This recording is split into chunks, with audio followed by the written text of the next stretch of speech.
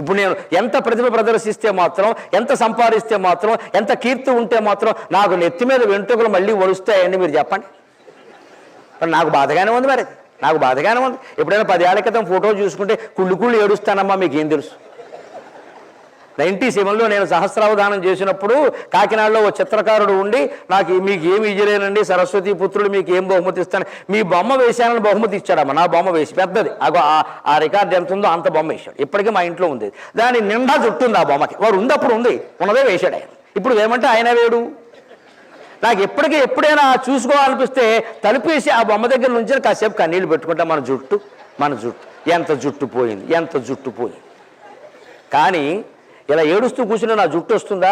ఇవాళ సరస్వతి దేవుడు నాకు ప్రత్యక్షం అయితే నాకు బట్టతలు వద్దమ్మా జుట్టి అన్నాను అనుకో, ఆవిడ నాకు అనుగ్రహం మీద నా జుట్టు ఒకటి ఇచ్చి మొత్తం ఈ పద్యాలన్నీ పట్టుకుపోతే నన్ను పిలుస్తారు మీరు?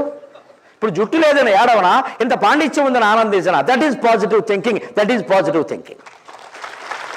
నీకు ఏది ఉందో దానికి సంతోషించు, ఏది లేదో అది లేకపోవడాన్ని అదృష్టంగా భావించు.